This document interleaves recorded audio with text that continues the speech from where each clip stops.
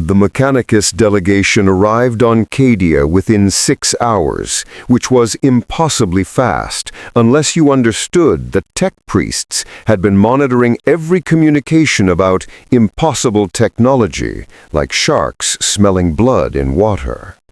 Magos explorator Zeth Anon didn't walk so much as glide, his lower body replaced entirely by a hovering platform bristling with scanning equipment, weapons systems, and cogitators that hummed with barely contained excitement.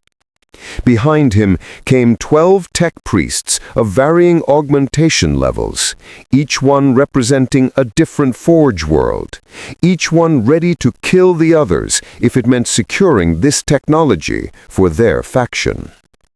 Inquisitor Covenant met them in the Hall of Martyrs, a cathedral-like space where the names of Cadia's fallen were inscribed on walls that stretched up into darkness. She did not bow. Inquisitors bowed to no one except the Emperor himself. Magos Zeth Anon, your presence honors the— Where is it? The tech priest's voice was more binary cant than Gothic, filtered through multiple Vox synthesizers. The device, the portal technology, the heretic who dares to break the fundamental laws the Omnicia established. Where? Lost in the upper hive, we're tracking— Unacceptable. Zeth Anon's mechanodendrites twitched with agitation. Several of his attendant tech priests began deploying sensor equipment without asking permission, which, on an inquisitorial investigation site, was either breathtaking arrogance or religious fervor. Possibly both. This technology could revolutionize travel within the Imperium. No more warp travel, no more navigator houses controlling the stars, no more ships lost to the ruinous powers. It is either the greatest gift since the Dark Age of technology, or the most dangerous heresy since the Horus heresy itself. Covenant's hand drifted toward her bolt pistol. Inquisitor, need I remind you that the Inquisition has authority in matters of— The Omnicia's will supersedes all mortal authority, Inquisitor, even yours. Zeth Anon turned his optical sensors toward her, 16 different lenses focusing with mechanical precision. But we can cooperate. You want to determine if this is chaos corruption. I want to determine if this is recoverable technology. Our goals align, for now. On a rooftop, 17 kilometers away, Rick was explaining the same technology to Morty while watching Mechanicus soldiers deploy through the streets below. See, the portal gun works on a simple principle. The multiverse is basically infinite possibilities stacked on top of each other like pancakes, gross, reality-flavored pancakes. You just need to— He paused, checking a readout. Huh. What's huh? I hate when you say huh like that, Rick. The technology here is weird, like actively resisting analysis. These machine spirits they keep talking about, they're not metaphors, Morty. There's something actually in the machines. Some kind of echo? Fragment? I don't know. It's like if AI and superstition had a baby, and that baby could somehow make a gun work through prayer. Rick pulled out a device that looked like it had been built from spite and obsolete radio parts. He pointed it at a passing Sentinel walker, a two-legged war machine that looked like someone had strapped a weapons platform to chicken legs and called it tactical. The scanner beeped, frowned if machines could frown, beeped again with what sounded like confusion. This is impossible. This walker, it's running on technology that should require a computer the size of a building, but instead it's got this weird semi-organic interface that responds to ritualized inputs. The pilot isn't controlling it through a computer.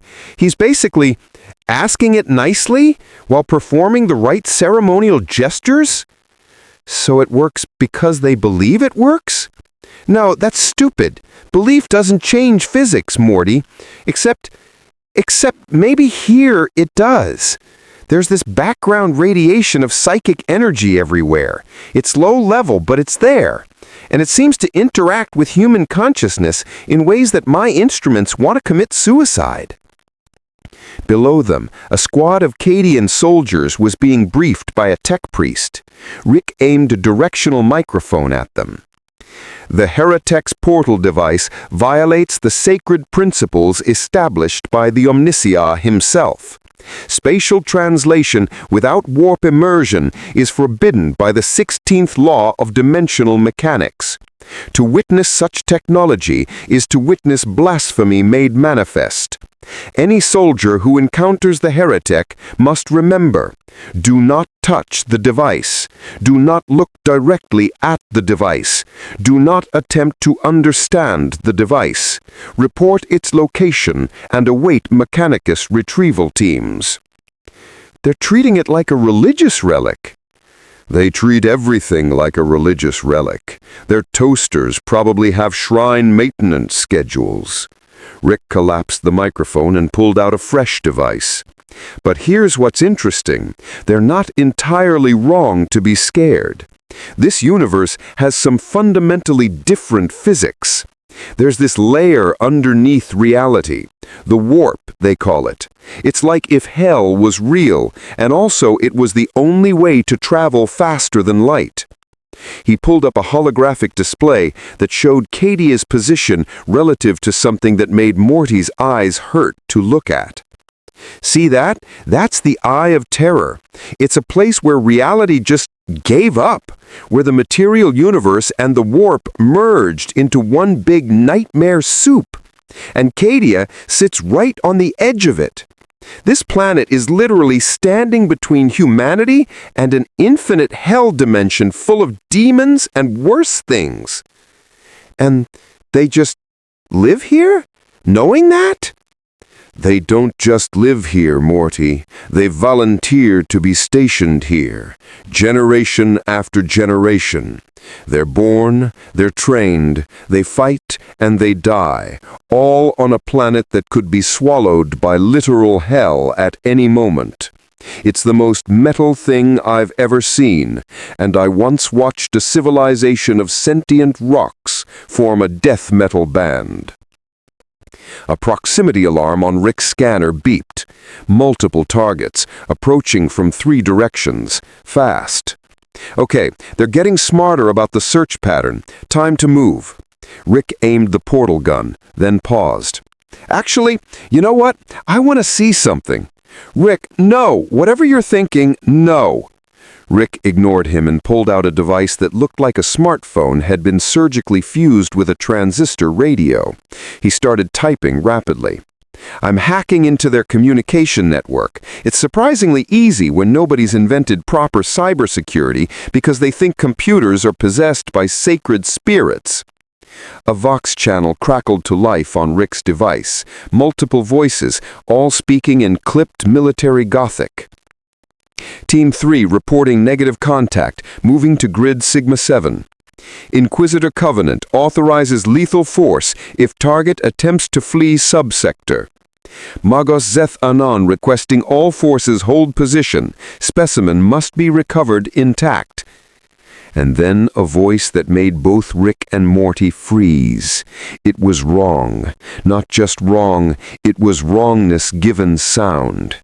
It spoke in harmonics that human vocal cords couldn't produce, words that seemed to bypass ears and carve themselves directly into consciousness. The anomaly persists. The fourfold path observes. The architect of fate extends his gaze. Specimen must be preserved for study, for consumption, for change. The transmission cut off with a burst of static that sounded like screaming. Rick stared at the device. For the first time since arriving in the 41st millennium, he looked genuinely unsettled. Okay, so that's new.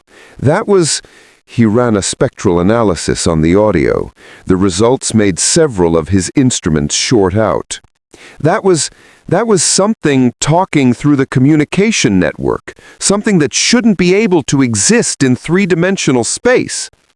Was that one of those chaos gods you mentioned? No, maybe. I don't know. But it was talking about me, about us.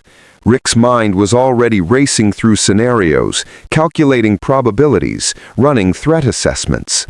Morty, I think we might have attracted the attention of something that makes our usual problems look like pleasant afternoon tea parties. In the warp, beyond the veil of reality, Tzeentch, the chaos god of change, knowledge, and schemes, smiled, with mouths that existed in 17 dimensions simultaneously. A new player had entered the great game, a mind from outside, unburdened by this universe's rules, unbound by its limitations. Inquisitor Covenant had arrested thousands of heretics in her career. Most begged, some fought, a few tried to run. None had ever responded with such profound, almost aggressive indifference. The old man in the blue garment stared at her for exactly 3 seconds, then turned back to examining the corpse starch rations like she hadn't spoken. The boy beside him, clearly his accomplice, or perhaps an apprentice in whatever dark arts they practiced, looked like he might vomit from sheer anxiety. "Rick, they have guns. Big guns. Those are definitely guns, Rick." "All guns are big to you, Morty. You're intimidated by staple removers." Rick pulled out a device that made Illuminor 7's mechadendrites coil in visible distress. It was scanning the Inquisitor's power armor, and the readout was scrolling with data that shouldn't exist. Huh.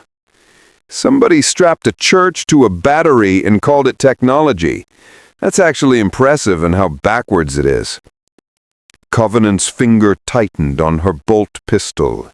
Each round was blessed by the ecclesiarchy, inscribed with prayers, and filled with enough explosive to turn a human torso into a fine mist.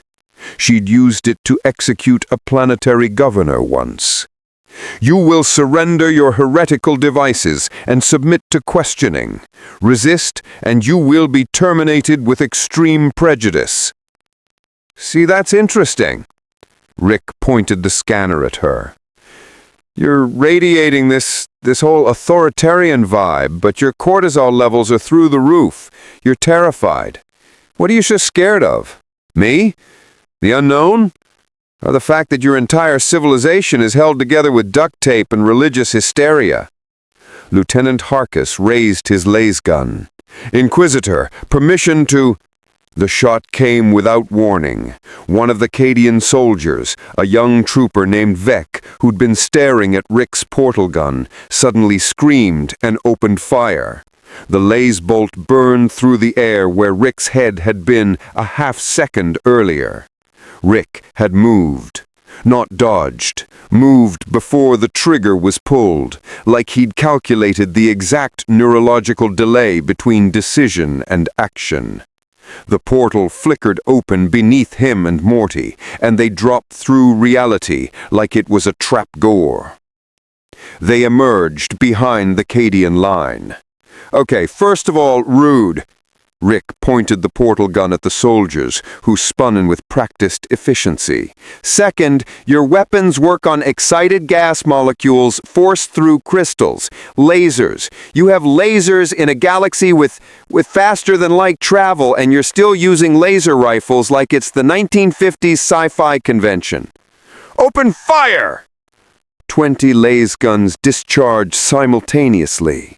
The beams converged on the point where Rick stood, superheating the air into plasma. The corpse starch vendor's cart exploded. The stone beneath it turned to glass. Rick and Morty were already gone, the portal snapping shut behind them. They reappeared on top of a nearby hab block, 300 meters away. Morty was hyperventilating. "Rick, They just tried to kill us. They didn't even ask questions first. Yeah, welcome to fascism, Morty. First they shoot you, then they ask questions to your corpse, then they burn the corpse for possibly being a witch. This whole place is running on technology it's like someone read a book about science, burned it, then tried to recreate it from the ashes while screaming prayers. He's got a guy sitting on a throne of gold, more dead than alive, and 1 trillion people worship him as a god. It's like the worst parts of human history had a baby with cosmic horror, and that baby got really into Gothic architecture. Can we please just leave? Not yet. I need those coordinates, and besides, Rick's eyes narrowed, I want to see how this plays out. How does this civilization, this stupid, survive? What's keeping him from just collapsing? Below them, across the fortress city, alarms began to wail, the distinctive sound of a fortress world mobilizing for threat response. Somewhere in the distance, the rumble of tank engines starting up. I think they're going to try really hard to kill us, Rick. Yeah, probably. Rick opened another portal. Let's go find out what makes him tech. The portal opened in the most fortified, most regimented, most fanatically loyal place in the entire fortress city. The Cadian 8th Regiment's command bunker, 300 meters beneath the surface, where Colonel Strachan was coordinating defensive positions against a potential chaos incursion that hadn't happened yet, but probably would, because this was Cadia. Rick and Morty materialized directly in the center of the tactical display table, scattering hololithic projections of troop movements and defense grids. 30 soldiers reached for weapons, every single one of them. At ease, everyone. Jesus, do you people ever just relax? Rick stepped off the table, brushing hololithic light off his lab coat. Actually, don't answer that. I've seen your living conditions. Relaxation probably counts as heresy. Colonel Strachan was a slab of scar tissue and augmetic replacements held together by sheer spite and military discipline. He'd lost his right arm to a Chaos Space Marine, his left eye to an Orc war boss, and most of his patience to 40 years of service on the edge of damnation. His remaining eye fixed on Rick with the intensity of a laser cannon targeting lock. "How?" he said, his voice like gravel being chewed by a tank tread. "Did you breach a bunker sealed behind 3 meters of ceramite, protected by void shields, and guarded by the most disciplined regiment in the Astra Militarum?" "I walked through a hole in space-time. It's not hard.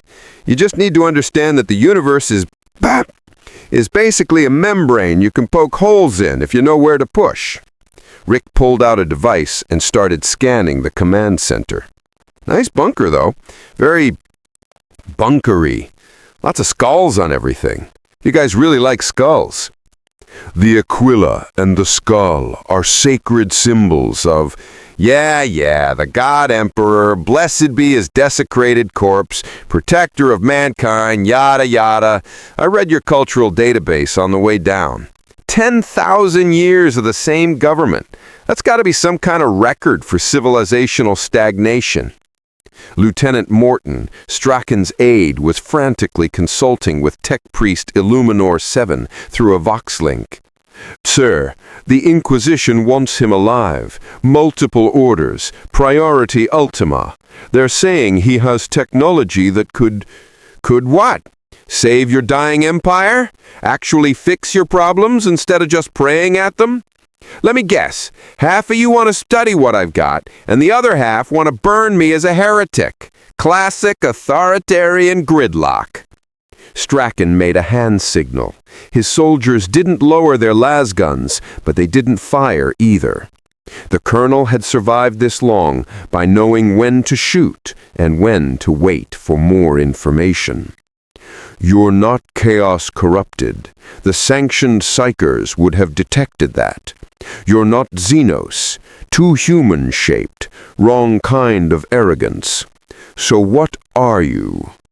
I'm a scientist from a dimension where humanity didn't decide to religiously lobotomize itself for 10 millennia. And I'm here because this universe has some interesting temporal spatial properties that I need to study. Also, your grimdark aesthetic is fascinating from an anthropological perspective. It's like watching an entire species choose the worst possible option at every historical juncture. Morty was trying to make himself as small as possible, which was difficult when surrounded by soldiers who looked like they ate bullets for breakfast. Rick, maybe we should just explain that we're not trying to hurt anyone. Oh, Morty. Sweet, naive Morty. These people execute entire planets for accidentally worshipping the wrong invisible space ghost. They're not interested in our intentions. They're interested in whether we're useful or dangerous. Mostly dangerous, Strachan confirmed. He dealt with enough threats to recognize one when he saw one, even when it came in the form of a drunk old man.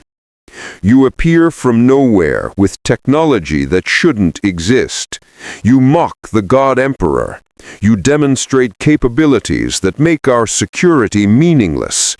In the Imperium, that makes you either a weapon we need to control or a threat we need to eliminate. See, that's the problem with authoritarian regimes. Everything's binary, us versus them, loyal versus heretic. You've completely lost the capacity for nuance. Rick took a drink. But here's the thing. I'm not your enemy. I'm just indifferent to you.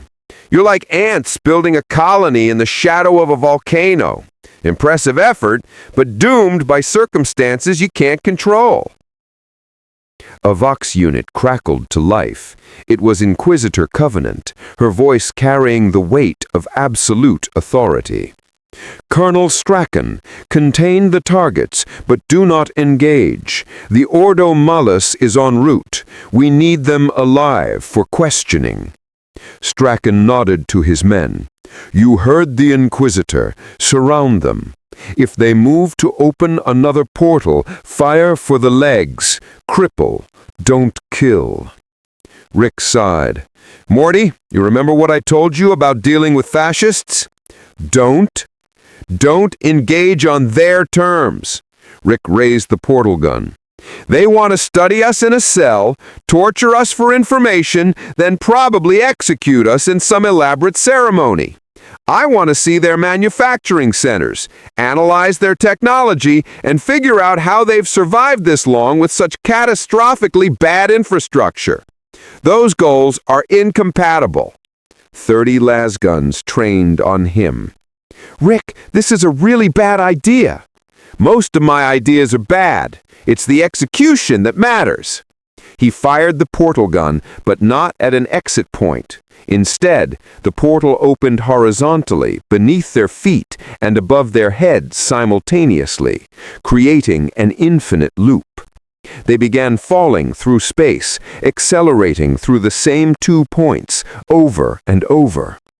The soldiers stared in confusion as Rick and Morty became blurs of motion, building up velocity through recursive portal technology. Then Rick angled the bottom portal 45 degrees. They shot out of the loop like bullets fired from a railgun, crashed through the bunker ceiling, which should have been impossible, but momentum doesn't care about armor ratings, and disappeared into the fortress city above. In the command bunker, Strachan stared at the perfectly circular hole in 3 meters of reinforced ceramite. Get me the Inquisitor, he said quietly. We're going to need a bigger containment protocol. Tech Priest Illuminor 7's mechanohydrites twitched with what might have been excitement or might have been existential horror. His vocal synthesizer crackled. Colonel, I must report to the Mechanicus. What we just witnessed was technology that violates 17 fundamental laws of physics. The Omnissiah must be informed. The Omnissiah, Strachan said, watching his best soldiers stare in confusion at a hole that shouldn't exist. is going to have a lot of questions. Above them, somewhere in the labyrinthine streets of Castirok, Rick was laughing. The sound echoed off Gothic architecture that had stood for 10,000 years, monuments to humanity's stubborn refusal to die. And in the warp, beyond reality's thin skin, 4 dark gods turned their attention toward something genuinely new. The Mechanicus delegation arrived on Cadia within 6 hours, which was impossibly fast, unless you understood that tech priests had been monitoring every communication about impossible technology, like sharks smelling blood in water. Margos explorator Zeth Anon didn't walk so much as glide, his lower body replaced entirely by a hovering platform bristling with scanning equipment, weapons systems, and cogitators that hummed with barely contained excitement. Behind him came 12 tech priests of varying augmentation levels, each one representing a different forge world, each one ready to kill the others if it meant securing this technology for their faction. Inquisitor Covenant met them in the Hall of Martyrs, a cathedral-like space where the names of Cadia's fallen were inscribed on walls that stretched up into darkness. She did not bow. Inquisitors bowed to no one except the Emperor himself. Margos Zeth Anon, your presence honors the— Where is it? The tech priest's voice was more binary cant than Gothic, filtered through multiple Vox synthesizers. The device, the portal technology, the heretic who dares to break the fundamental laws the Omnicia established. Where? Lost in the upper hive, where tracking— Unacceptable. Zeth Anon's mechanodendrites twitched with agitation. Several of his attendant tech priests began deploying sensor equipment without asking permission, which, on an inquisitorial investigation site, was either breathtaking arrogance or religious fervor, possibly both. This technology could revolutionize travel within the Imperium. No more warp travel, no more navigator houses controlling the stars, no more ships lost to the ruinous powers. It is either the greatest gift since the Dark Age of technology, or the most dangerous heresy since the Horus heresy itself. Covenant's hand drifted toward her bolt pistol. Inquisitor, need I remind you that the Inquisition has authority in matters of— The Omnicia's will supersedes all mortal authority, Inquisitor, even yours. Zeth Anon turned his optical sensors toward her, 16 different lenses focusing with mechanical precision. But we can cooperate. You want to determine if this is chaos corruption. I want to determine if this is recoverable technology. Our goals align, for now. On a rooftop, 17 kilometers away, Rick was explaining the same technology to Morty while watching Mechanicus soldiers deploy through the streets below. See, the portal gun works on a simple principle. The multiverse is basically infinite possibilities stacked on top of each other like pancakes, gross, reality-flavored pancakes. You just need to— He paused, checking a readout. Huh. What's huh? I hate when you say huh like that, Rick. The technology here is weird, like actively resisting analysis. These machine spirits they keep talking about, they're not metaphors, Morty. There's something actually in the machines. Some kind of echo? Fragment? I don't know. It's like if AI and superstition had a baby, and that baby could somehow make a gun work through prayer. Rick pulled out a device that looked like it had been built from spite and obsolete radio parts. He pointed it at a passing Sentinel walker, a two-legged war machine that looked like someone had strapped a weapons platform to chicken legs and called it tactical. The scanner beeped, frowned if machines could frown, beeped again with what sounded like confusion. This is impossible. This walker, it's running on technology that should require a computer the size of a building. But instead, it's got this weird semi-organic interface that responds to ritualized inputs. The pilot isn't controlling it through a computer. He's basically asking it nicely while performing the right ceremonial gestures? So it works because they believe it works? No, that's stupid. Belief doesn't change physics, Morty. Except maybe here it does. There's this background radiation of psychic energy everywhere. It's low level, but it's there. And it seems to interact with human consciousness in ways that my instruments want to commit suicide. Below them, a squad of Cadian soldiers was being briefed by a tech priest. Rick aimed a directional microphone at them. The Heretex portal device violates the sacred principles established by the Omnicia himself. Spatial translation without warp immersion is forbidden by the 16th law of dimensional mechanics. To witness such technology is to witness blasphemy made manifest. Any soldier who encounters the heretic must remember, do not touch the device. Do not look directly at the device. Do not attempt to understand the device. Report its location and await Mechanicus retrieval teams. They're treating it like a religious relic. They treat everything like a religious relic. Their toasters probably have shrine maintenance schedules. Rick collapsed the microphone and pulled out a fresh device. But here's what's interesting. They're not entirely wrong to be scared. This universe has some fundamentally different physics. There's this layer underneath reality. The warp, they call it. It's like if hell was real, and also it was the only way to travel faster than light. He pulled up a holographic display that showed Cadia's position relative to something that made Morty's eyes hurt to look at. See that? That's the Eye of Terror. It's a place where reality just gave up, where the material universe and the warp merged into one big nightmare soup. And Cadia sits right on the edge of it. This planet is literally standing between humanity and an infinite hell dimension full of demons and worse things. And they just live here, knowing that? They don't just live here, Morty. They volunteered to be stationed here, generation after generation. They're born, they're trained, they fight, and they die, all on a planet that could be swallowed by literal hell at any moment. It's the most metal thing I've ever seen, and I once watched a civilization of sentient rocks form a death metal band. A proximity alarm on Rick's scanner beeped.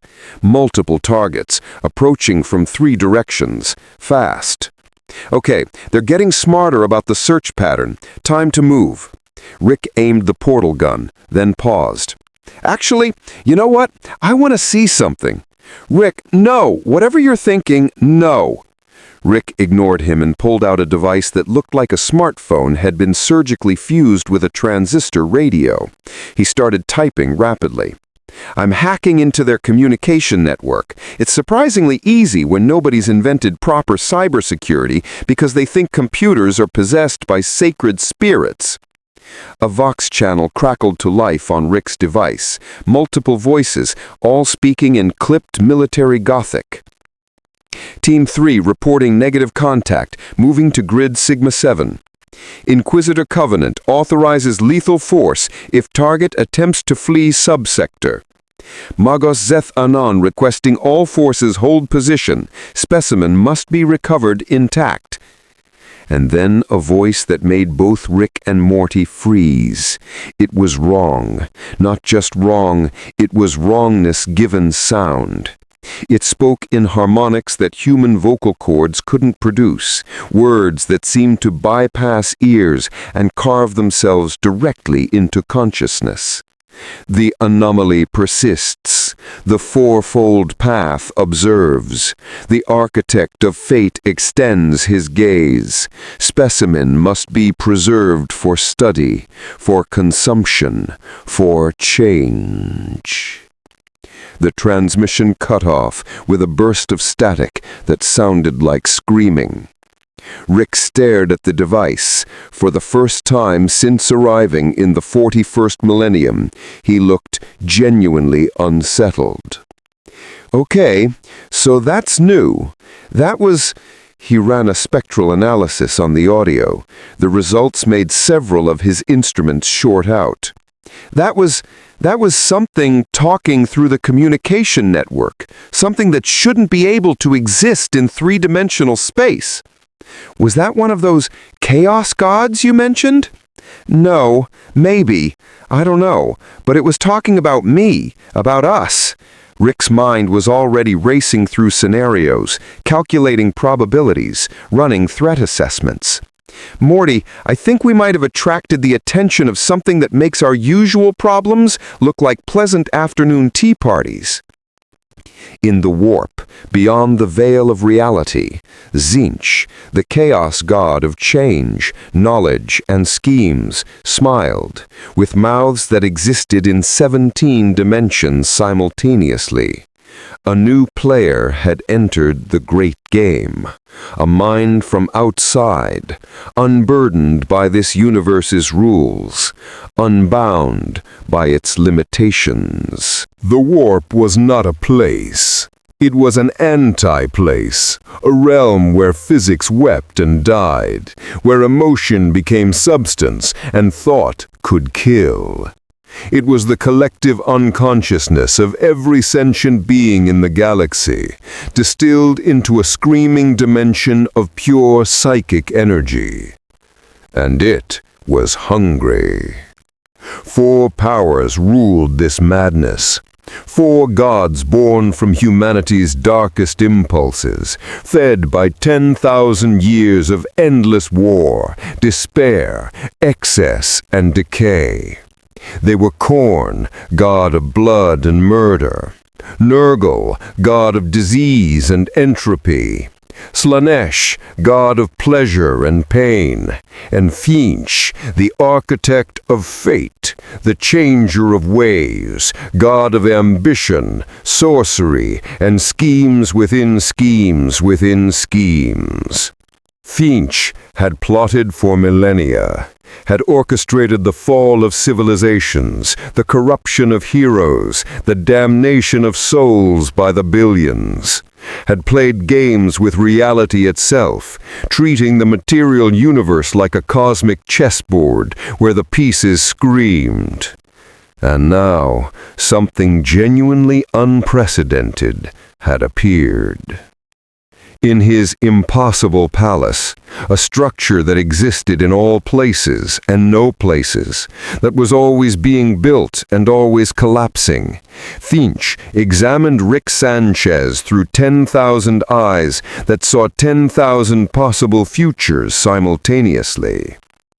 In one future, Rick brought technological revolution to the Imperium, breaking the stranglehold of the Mechanicus and ushering in a new golden age. In another, he accidentally destroyed Terra while trying to fix the Golden Throne. In a third, he became the galaxy's greatest heretic, leading a rebellion that made the Horus Heresy look like a minor administrative dispute. In a fourth, he simply left, bored with the 41st millennium's limitations. In a fifth, he died screaming, torn apart by demons while Morty watched. In a sixth, the futures branched infinitely, each one a thread in Tzeentch's great tapestry. But here was the problem, the delicious impossibility that made the Chaos God's countless minds focus with unprecedented intensity. Rick Sanchez existed outside fate. He came from a dimension where the warp didn't exist, where the Chaos Gods had no power, where consciousness and reality remained separate things. The normal rules didn't apply to him. He was a blind spot in Finch's vision, a variable that couldn't be calculated. Finch loved it. "Yes!" the god spoke in a language that was mathematics and madness intertwined. "A mind that does not bend to inevitability. A soul that has tasted infinite universes. Show me which path you choose, Sanchez. Show me what happens when absolute cynicism meets absolute certainty." The god reached out through the warp, sending tendrils of influence toward Cadia. Not to corrupt Rick, that was too crude, too obvious. No, this required finesse. This required art. Finch would give Rick exactly what he claimed to want. Answers. Back on Cadia, in a hab unit that Rick had requisitioned, the previous occupants were politely portal-gunned to a different building. The scientist was setting up equipment that Tech Priest Illuminor 7's most forbidden cogitators looked like children's toys. "Okay, Morty, here's what we know." Rick pointed to a holographic display showing the galaxy. It was color-coded in ways that made Morty's head hurt. "This entire civilization is held together by three things: fascist military discipline, religious fanaticism, and a network of psychic beacons powered by the Corpse Emperor on Earth, Terra, who may or may not still be conscious enough to care." That seems bad. It's catastrophically bad. Their faster-than-light travel requires diving into a literal hell dimension full of demons who want to eat your soul. Their communication uses psychics who regularly explode from the strain. Their technology is maintained through prayer because they've forgotten how it works. And their solution to every problem is to throw billions of soldiers at it until it stops moving. He pulled up another display, this one showing energy readings from the Eye of Terror. The numbers made several of his instruments catch fire. But here's the thing. It works. Against logic, against all probability, this nightmare civilization has survived for 10,000 years. That shouldn't be possible. There's something else, something keeping it functional despite itself. He zoomed in on Terra, on the psychic beacon called the Astronomicon that guided ships through the warp.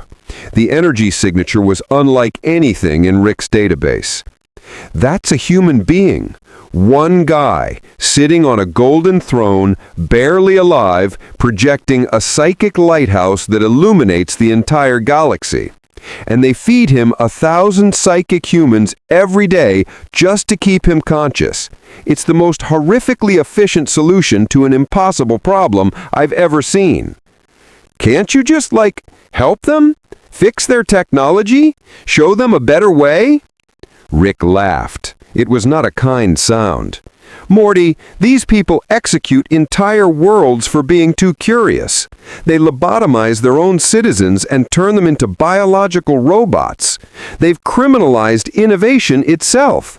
You can't fix this with better technology because the problem isn't technological, it's ideological. They've built a civilization where suffering is the point." A proximity alarm beeped. Rick checked his scanner and groaned. "And speaking of suffering, we've got incoming.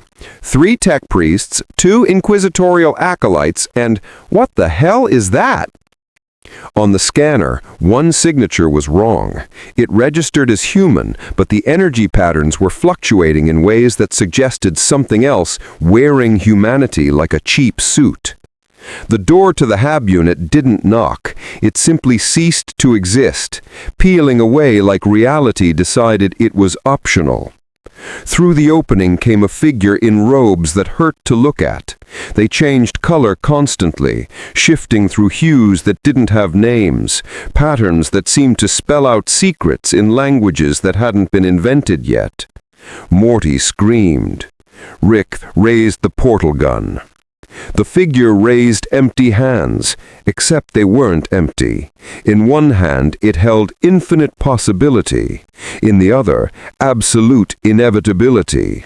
Both were equally dangerous. When it spoke, its voice was every voice Rick had ever heard, including his own. "Hello, Rick Sanchez. We have so much to discuss. The architect of fate sends his regards." Behind the figure, Tech Priest Illuminor 7 and Inquisitor Covenant appeared, but they moved like puppets, their eyes glazed with a film of unreality. They were present, but not in control, witnesses to a conversation that was happening on multiple levels of existence simultaneously. Rick's scanner was screaming alerts. This wasn't possession. This wasn't corruption. This was something making a house call, and it brought the neighbors as witnesses. "Yeah, let me guess. Chaos God, demon, evil space wizard? I've dealt with plenty of interdimensional entities, pal. You're not as special as you think you are." The figure smiled with teeth that were screaming mouths. "Oh, Rick, I'm not here to threaten you. I'm here to offer you what you've always wanted." "I seriously doubt that." "Knowledge, understanding, answers to questions you didn't know you had. This universe has history your civilization never dreamed of. Technology that makes your portal gun look like a child's toy. I can show you everything. All I ask in return is curiosity." Rick stared at the being, at the offer, at the trap so obvious that it looped back around to being subtle.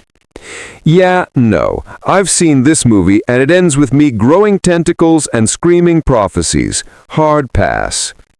The figure smiled widened. "You say that now, but you're already curious, aren't you? Already wondering how it all works, how they survive, what secrets they're hiding. That's all I need, Rick. Just keep asking questions." And then it was gone. The door reappeared. Covenant and Illuminor 7 collapsed, gasping, their eyes clearing. Rick stood very still, his mind racing. Because the being was right. He was curious. Inquisitor Covenant came to consciousness with the taste of brass and copper in her mouth and the absolute certainty that something had been using her body like a vehicle. She'd felt this before, twice actually, both times after encounters with greater daemons.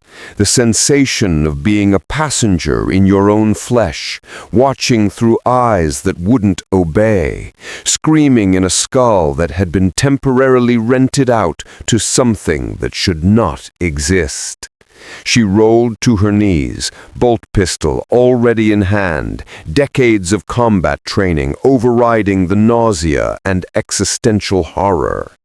Tech Priest Illuminor 7 was rebooting his systems with frantic binary prayers, his mechadendrites twitching erratically. Rick stood in the center of the HAB unit, portal gun lowered but not holstered, staring at the space where the impossible figure had been. "You," Covenant's voice came out as a rasp. She cleared her throat, years of inquisitorial authority forcing strength back into her words. "Explain, now. What did we just witness?" "Your gods have a sense of humor. Or at least one of them does. Zinch, right? The bluebird asshole who's really into chess and destiny?" Covenant's finger tightened on her bolt pistol. The fact that this heretic knew the name of the ruinous powers, spoke it so casually, should have been grounds for immediate execution. But the fact that said ruinous power had just manifested through her to deliver a message meant this was far beyond her authority to handle alone. "How do you know that name?" I hacked your databases, remember? Read up on your whole four evil gods made of emotions situation. It's actually fascinating from a quantum psychology perspective. You've got a dimension where consciousness directly shapes reality, fed by the psychic emanations of trillions of sentient beings. It's like if Freud's id became a parallel universe and also it wanted to murder everyone. Illuminor 7's optical sensors focused on Rick with renewed intensity. His vocal synthesizer crackled with barely contained urgency. The heretic speaks of the warp with an analytical detachment. This is either profound ignorance or something unprecedented. In the Omnisia's name, I must know, how does your technology function without the warp? How do you translate matter through space without opening a path through that realm? Rick looked at the tech priest, really looked at him. Past the augmetics and the religious conditioning, there was genuine scientific curiosity. It was buried under layers of dogma and ritual, chained by 10,000 years of enforced ignorance. But it was there. You really want to know? Yes! The word burst from Illuminor 7 with such force that it bypassed his vocal filters, coming out as raw human desperation. Illuminor, Covenant's voice cut like a power sword through flesh. You will not be tempted by heretical... Shut up. Rick's voice wasn't loud, but it carried the weight of someone who'd stared down gods and found them wanting. Both of you, here's how this is going to work. I'm going to explain some basic physics. The Inquisitor is going to listen without shooting me because she wants to know if I'm chaos corrupted. The tech priest is going to listen because he's been intellectually starving his entire life and I'm offering food. And then we're going to have a conversation about what just happened and why one of your evil space gods is interested in me. He pulled out a device and projected a hologram into the air between them. It showed 2 points in space, connected by a glowing line. Normal space travel, you go from point A to point B through the space in between. Warp travel, you dip into a hell dimension where distance is negotiable, but also you might get eaten by demons. My portal gun, I create a temporary Einstein-Rosen bridge, a wormhole, between 2 points in the same dimensional plane. No warp involved, just exploiting quantum foam fluctuations to create stable tunnels through higher dimensional space. Illuminor 7's mechadendrites were twitching so violently they looked like they might achieve independent sentience. But the energy requirements for maintaining a stable wormhole would require a star's output. Not if you're pulling energy from the zero-point field, vacuum energy. The space between atoms isn't empty. It's seething with virtual particles popping in and out of existence. I just borrow some of that energy, promise to give it back later, and use it to punch holes in reality. The universe doesn't notice because I return the energy before the uncertainty principle catches up. The tech priest stared. His cognitive processors were working at maximum capacity, trying to reconcile what he was hearing with 10,000 years of Mechanicus doctrine. It was like watching someone's worldview crumble in real time. That's impossible. The sacred texts say, your sacred texts are maintenance manuals someone copied wrong 4,000 years ago and then declared holy. You people had actual science once, real understanding. Then you decided to worship it instead of practicing it, and now you've forgotten how anything actually works. Covenant had heard enough heresy to fill a library. She'd executed tech priests for less than this conversation, but she also recognized strategic value when she saw it. If what you say is true, if you can travel without the warp, that changes everything. The Imperium loses billions to warp travel. Ships disappear. Entire fleets are swallowed by the immaterium. Geller field failures turn vessels into floating tombs full of daemons. If we could bypass the warp entirely, yeah, you could save your dying empire. Maybe. If you could reverse engineer my technology, mass produce it, and distribute it across 1 million worlds without your religious establishment executing everyone involved for tech heresy. How's that been working out for you historically? The Inquisitor's silence was answer enough. That's what I thought. But here's the real problem. Your Chaos God buddy, he doesn't care about the portal gun. He cares about me, about what I represent.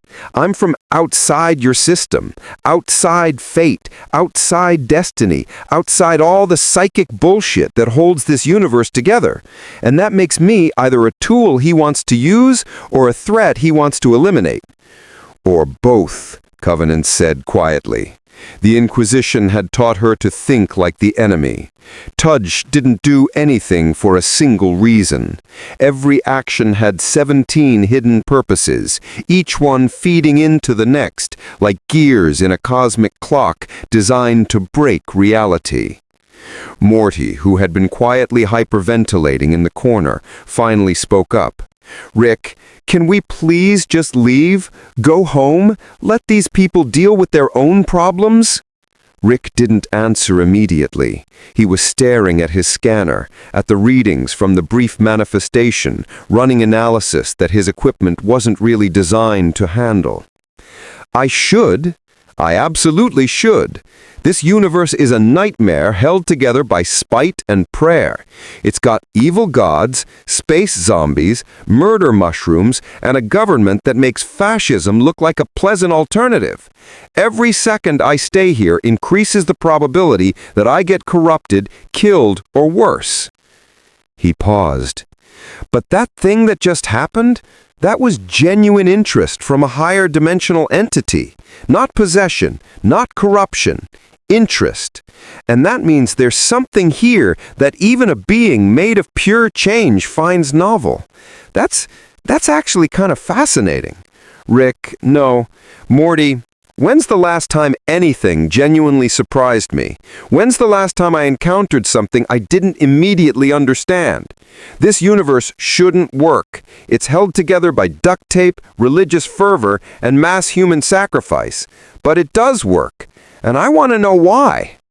Covenant recognized that look. She'd seen it before in the eyes of tech priests who discovered forbidden STC fragments, in scholars who found demonic tomes, in anyone who made the fatal mistake of thinking they could study chaos without being changed by it. You're already corrupted, she said. Not an accusation, an observation. Not corrupted, curious. There's a difference. In this universe, Covenant said, holstering her bolt pistol but not relaxing her stance, there isn't. The Mechanicus delegation that arrived 40 minutes later made the first wave of tech priests look like a casual study group. Magos Explorator Zeth Anon returned, but this time he had brought representatives from 5 different forge worlds, each one a walking cathedral of augmetics and religious fervor. They filled the hab unit with the smell of sacred oils, the hum of idling servo motors, and the constant murmur of binary cant prayers. Zethanon's optical sensors fixed on Rick with an intensity that suggested he was one denied research request away from starting a religious war. Heretic, the Magos said, and the word carried 17 different meanings in Mechanicus cant. You have displayed technology that violates the sacred principles established during the Dark Age of technology. You have demonstrated capabilities that the Omnissiah himself deemed too dangerous for mortal minds, and yet The tech priest's mechadendrites twitched with barely suppressed excitement. And yet, you claim to understand the principles, to have derived these technologies through scientific methodology rather than archaeological discovery. This is either the greatest heresy or the greatest miracle in 10,000 years. It's neither, Rick said, not looking up from the device he was calibrating. It's just science, actual science, not whatever cargo cult bullshit you've been doing. The portal gun isn't magic. It's not blessed by a machine god. It's engineered technology based on reproducible physical principles. Every tech priest in the room recoiled as if Rick had physically struck them. "Blasphemy!" hissed Magos Theta 909, a tech priest whose biological components had been reduced to a brain in a jar and possibly some vestigial organs. The Omnisia is the source of all knowledge. All technology is his gift to humanity. To deny otherwise is to deny the fundamental truth of the Mechanicus. Yeah, well, your fundamental truth is fundamentally wrong. Rick finally looked up, and there was something almost pitying in his expression. You want to know the real tragedy? You people had it once. Real technological civilization. The dark age of technology, you had AI, you had proper nanotech, you had technology that could probably rival mine. And then you decided to worship it instead of understand it. And now you're trapped in a cycle of religious maintenance and declining capability. He pulled up a holographic schematic of a standard Imperial las gun. Look at this. This is a solid weapon. Simple, reliable, easy to manufacture. But you don't make it. You follow a 10,000-year-old template called an STC, a standard template construct. And if anything deviates from that template by even a fraction, you declare it heresy and burn it. You've criminalized innovation itself. Zethanon's cognitive processors were working at maximum capacity. Part of him, the part that was still human, still curious, still actually cared about understanding rather than just maintaining, was screaming that Rick was right. But 10,000 years of dogma, of religious conditioning, of watching tech heretics get executed for asking the wrong questions, pushed back hard. The STC templates are sacred because they are perfection. To deviate from them is to introduce error, corruption, weakness, or improvement, innovation, adaptation to new circumstances.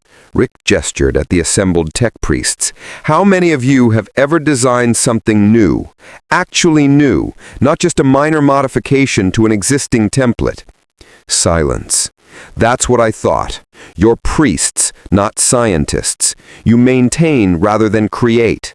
And that's exactly how the Imperium wants it, because innovation is dangerous. Innovation leads to questions. Questions lead to doubt. Doubt leads to heresy. So better to stagnate and slowly decline than risk anyone thinking too hard. Tech priest Illuminor 7, who'd been silent during this exchange, suddenly spoke. If what you say is true, if technology is not divine gift, but learnable science, then we have spent 10 millennia worshipping our own ignorance. Yeah, pretty much. And the Imperium has enforced this ignorance to maintain control. Gold Star, you're catching on.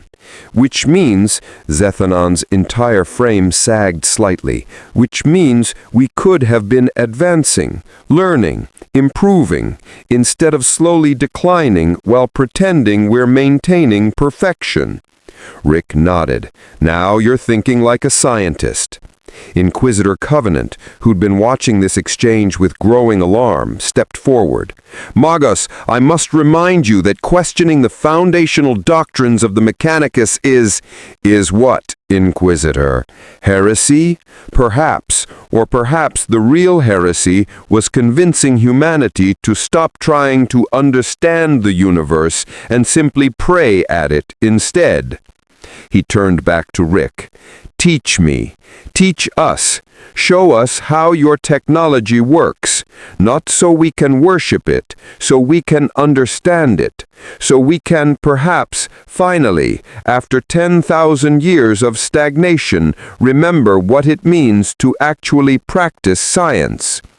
Rick looked at the assembled tech priests, at Illuminor 7's desperate hope, at Zethanon's crisis of faith, at the others torn between religious conditioning and genuine scientific curiosity. "Okay, but understand something first. Real science means admitting when you're wrong. It means questioning everything, including your most fundamental assumptions. It means accepting that the universe doesn't care about your beliefs, your prayers, or your traditions. It just is, and you have to figure out how it works through observation, experimentation, and honest analysis." He paused. "Can you do that?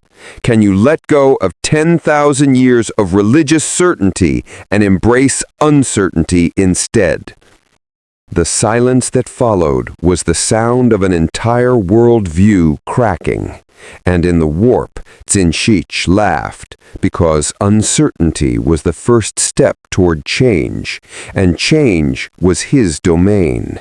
The Chaos God had barely even tried, and Rick was already doing exactly what Tzinchich wanted, spreading doubt, encouraging questions, undermining the rigid certainty that held the Imperium together. Sometimes the best corruption wasn't corruption at all. It was just showing people the truth and letting them destroy themselves. Morty had seen Rick do a lot of questionable things. He'd watched his grandfather start wars, topple governance, and accidentally create new species just to prove a point. But this, watching Rick explain quantum mechanics to a room full of cyborg priests who treated technology like divine revelation, this felt different. This felt dangerous in a way that Morty's anxiety spiked into entirely new territory. "Rick!" Morty pulled his grandfather aside while the tech priests huddled around the disassembled portal gun like moths around a particularly blasphemous flame. "Rick, you're basically destroying their religion. Isn't that, like, really bad in this universe?" "Relax, Morty. I'm not destroying anything. I'm just showing them that the universe operates on consistent physical principles instead of divine intervention." Rick took a drink from his flask. "If their religion can't survive contact with basic scientific methodology, that's not my problem." "But that Chaos God thinks that you were already part of its plan. What if this is exactly what it wants? What if you're helping it by making them question everything?" Rick paused. His scanner was still running analysis on the earlier manifestation, cross-referencing with the warp energy readings he'd been collecting. Morty had a point. Jacinch was the god of change, of plots within plots. The most obvious move was often a feint for a deeper strategy. "Okay, so maybe this is what it wants. But here's the thing, Morty. If I stop being curious, if I stop asking questions just because some cosmic horror wants me to, then I'm letting it control me anyway. The trick isn't to avoid playing the game, it's to play the game better than the other guy expects." Rick, that's literally the stupidest thing you've ever said. You can't outthink a god of thinking. "Watch me." Across the room, Tech Priest Illuminor 709 had his mechadendrites interfaced directly with one of Rick's scanning devices. His cognitive processors were working overtime, parsing data that contradicted everything he'd been taught in the 17 years since his initiation into the Mechanicus. "This is..."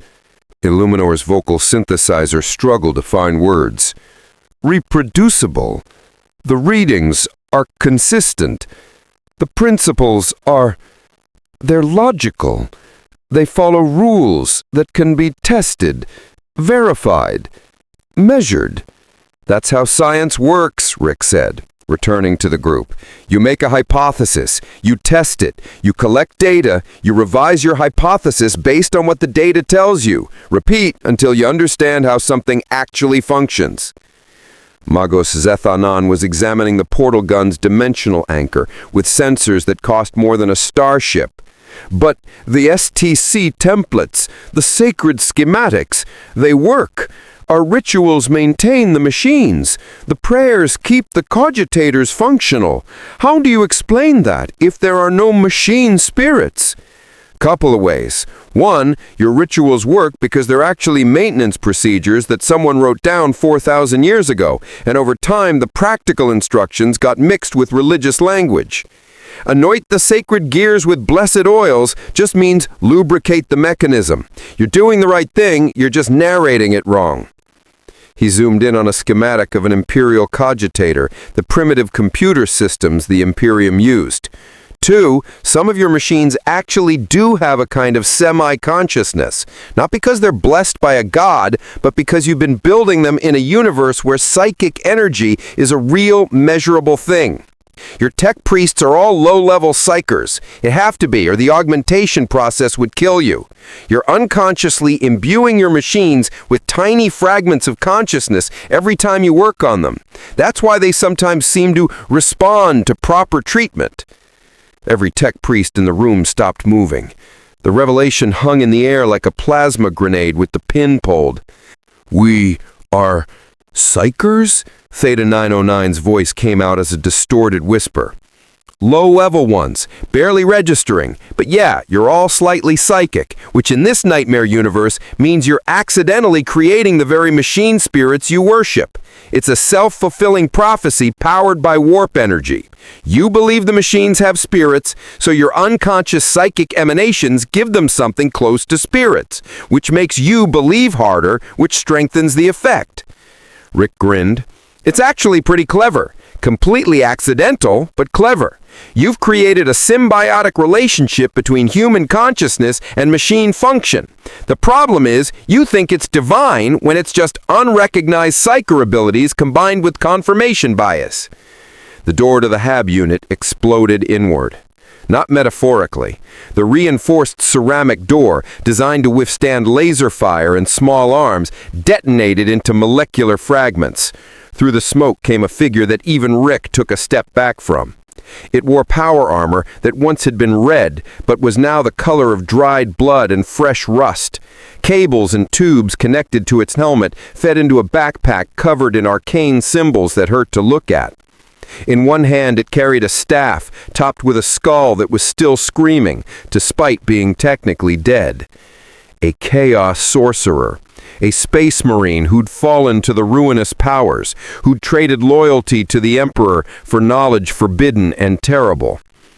Behind Morty, the wall rippled like water and discouraged 2 more Chaos Space Marines, these ones wearing armor the sickly green of advanced decay. Plague Marines, blessed by Nurgle.